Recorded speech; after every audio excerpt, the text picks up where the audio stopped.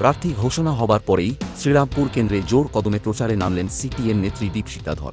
সামনে কঠিন প্রতিপক্ষ কল্যাণ বন্দ্যোপাধ্যায়। দলীয় কর্মীদের সঙ্গে দেওয়াল লিখন থেকে শুরু করে পথসভার মাধ্যমে প্রচার সারছেন দীপশিখা। দেখুন সরাসরি। লোকসভা নির্বাচন ভারতকে বাঁচানোর নির্বাচন।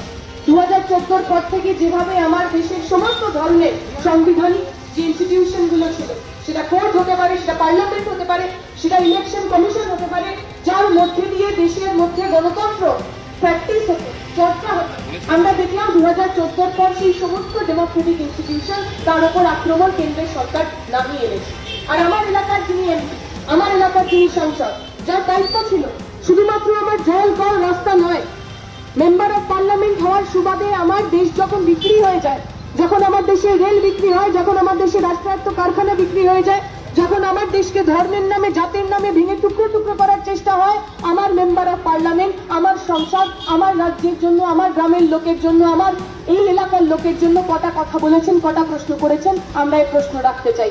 আমরা চাই আপনারা এমন মানুষকে নির্বাচিত করুন যে মানুষ শুধুমাত্র তার স্বার্থ সিদ্ধির জন্য, পকেট ভরার জন্য, বাড়ির লোকের অর্থ সম্পত্তি বাড়ানোর জন্য নির্বাচনে নামবেন না, বরং আপনার সুখ দুঃখের কথা, আপনার যন্ত্রণার কথা, আপনার আশার কথা, আপনার ভরসার কথা দিল্লিতে পার্লামেন্টে ঢুকে দাঁড়িয়ে সোচ্চারে বলবেন। যদি আপনারা কেমন লোককে চান, যদি আপনারা চান আপনার রাজ্যের এমপি, আপনার রাজ্যের মন্ত্রী, আপনার নির্বাচিত জনপ্রতিনিধি আপনার ভোটে জিতে ওই পার্লামেন্টের পরিবর্তে জেলে না চলে যান, তাহলে আমাদের সঙ্গে আসুন। কারণ আমরা রাজনীতি যখন করতে এসেছি, আমরা রাজনীতি থেকে পেতে আসি।